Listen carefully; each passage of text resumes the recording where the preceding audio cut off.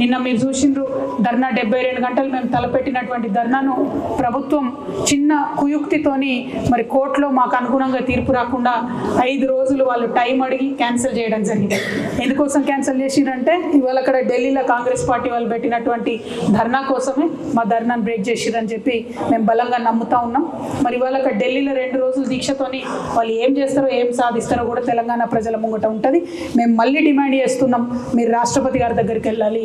రాష్ట్రపతి గారు ఇంకా కూడా బీసీ బిల్లును తొక్కుపట్టే ప్రయత్నం చేస్తే మీరు సుప్రీంకోర్టుకి వెళ్ళాలి.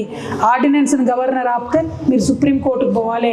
అటువంటి నిర్దిష్టమైనటువంటి చర్యలు చేయకుండా మీరు ఎన్ని ఊకదంపుడు ఉపన్యాసాలు చెప్పినా కేవలం అది తెలంగాణ బిడ్డలను మోసం చేస్తున్నారని మేము భావించాల్సి ఉంటుందని ప్రభుత్వాన్ని మళ్ళీ ఒకసారి హెచ్చరిక చేస్తూ, దొంగ దీక్షలు కాదు నిజమైన దీక్షలు చేయండి, రిజల్ట్ వచ్చే దీక్షలు చేయండి, రిజల్ట్ వచ్చే పనులు చేయాలని ప్రభుత్వాన్ని డిమాండ్ చేస్తూ ఉన్నాను. తెలంగాణ జాగృతి నుండి త్వరలోనే పెద్ద ఎత్తున కమిటీలు వేయడం జరుగుతుంది.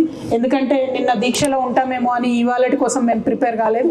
బట్ ఈ నెలలోనే 15 ఆగస్టు లోపలనే పెద్ద ఎత్తున జాగృతి కమిటీలన్నీ కూడా వేస్తాం.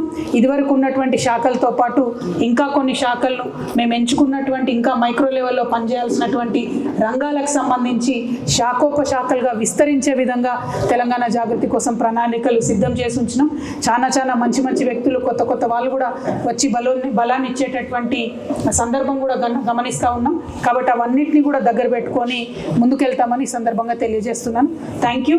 జై తెలంగాణ, జై జాగృతి, జై తెలంగాణ, జై జాగృతి.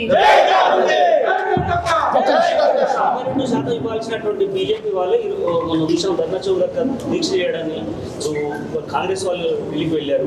ఓవరాల్ ఎపిసోడ్ అంటే ప్రధానంగా ఒకటే అండి, 2 పార్టీలు ఎవరైతే చిత్తశుద్ధితోని రిజల్ట్ ఓరియంటెడ్గా పనిచేయాలనో ఆ 2 పార్టీలు కాంగ్రెస్ కానీ బీజేపీ కానీ ఇద్దరు పరస్పరం నేను కొట్టినట్టు చేస్తాను నువ్వు ఏడిచినట్టు చేయని ఒకరినొకరు కలుపుకొని మరి నాటకం చేస్తున్నటువంటి విషయం తెలంగాణ బిడ్డలు ఇప్పటికే గమనించిండ్రు. ఇంకా పెద్ద ఎత్తున అది అర్థమవుతున్నది రోజుకి.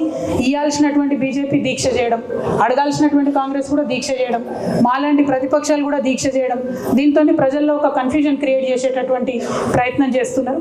కానీ తెలంగాణ ప్రజలు విఘ్నులు, తప్పకుండా గుర్తుపడతారు వీళ్ళ ప్రయత్నాన్ని.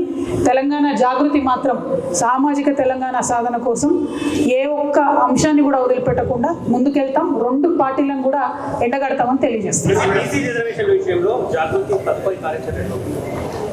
నిపుణులతో మేము సంప్రదిస్తూ ఉన్నామండి. ఇప్పుడు ఈ ఢిల్లీలో కాంగ్రెస్ చేస్తున్నటువంటి 2 రోజుల హడావుడి ఏదైతే ఉందో అట్లీస్ట్ దాని తర్వాత కనీసం రాహుల్ గాంధీ గారు ఒక్కసారైనా పార్లమెంట్లో మాట్లాడతారా, సోనియా గాంధీ గారు రాష్ట్రపతి గారు అపాయింట్మెంట్ కోరరా, ఈ అన్ని అంశాలను కూడా చూసిన తర్వాత మా యొక్క కార్యాచరణ ప్రకటిస్తాం. మీకు తెలుసు ఇదివరకు మేము రైలు రోకో ప్రకటిస్తామని చెప్పి చేసి గ్రామాన ప్రచారం చేసిన తర్వాత తప్పనిసరి పరిస్థితుల్లో రాష్ట్ర ప్రభుత్వం ఆర్డినెన్స్ని ప్రకటించింది. ఇప్పుడు ఆ ఆర్డినెన్స్ని గవర్నర్ గారి దగ్గర పాస్ చేయించుకోవడానికి రాష్ట్ర ప్రభుత్వం చేసే ప్రయత్నాలు ఫలిస్తాయా లేదా మనకు 1-2 డేస్లో తెలిసిపోతుంది. లేకపోతే ఖచ్చితంగా మంచి పెద్ద ప్రజా ఆందోళనకు రూపకల్పన చేయడంలో జాగృతి ముందుంటుందని కూడా తెలియజేస్తాం.